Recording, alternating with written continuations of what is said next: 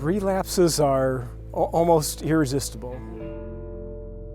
Chronic drug use is a complex experience in which, for many users, massive amounts of very stimulating substances enter the nervous system and change permanently the way that neuronal systems act. In much the same way that you or I might acquire a permanent memory about something else in our lives, where we live, the names of our children, things like that. And we very seldom forget those. That's the way permanent memories are. Drug use changes the brain in a way that's fairly analogous, we think now, to the way that permanent memories about other aspects of life are acquired. Going off of a drug doesn't necessarily mean that the brain resets to the way that it was before people started using drugs. So trying to quit is very, very hard because the brain is basically saying, hey, you were giving us this stuff before.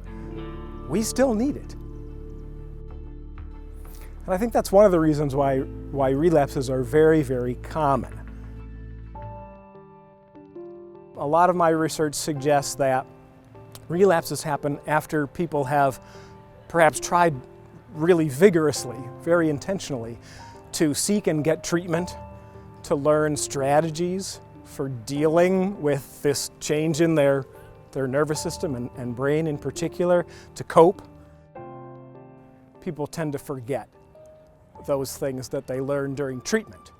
So we have a lot of data that shows, yes, pretty clearly, that stressors make relapses worse. In spite of that, or in the face of that, we've also been able to show pretty systematically that reminders for a treatment phase in an individual's life can still minimize the impact of some of those stressors. Treatments don't necessarily cure. They don't necessarily completely eliminate the remnants of some problem or challenge or mental illness that people have, but they overlay new information, new strategies, new behaviors. I think there's really a sort of a constant struggle of treatment, relapse prevention, harm reduction against the original addiction processes. When it comes to law making and law enforcement, there's probably a middle ground, there's probably a Goldilocks effect. For many years, it's my view that the war on drugs has been spending, by proportion, more money than is necessary on enforcement, on judicial processes, on imprisonment, incarceration, primitive forms of, quote, rehabilitation. I think that people who get caught up in the judicial system need to be presented with options. Could you go to this community program? Check out Ohio Harm Reduction. Work with a crisis interventionist in our community. We need more crisis intervention.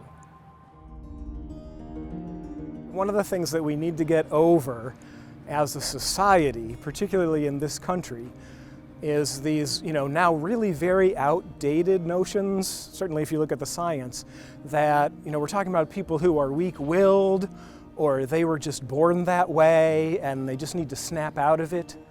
No, those are not helpful ways to think about addiction. They're not helpful ways to help people to manage the challenges of addiction. I do think it can be useful for everyone to be open-minded to, I might not know everything I need to know about this problem in the world or about this person right in front of me who struggles and has challenges. And if I ask a little more, if I read a little more widely, I might begin to be a little bit more open to what is addiction, why is it so hard, and that person is not just going to get over it.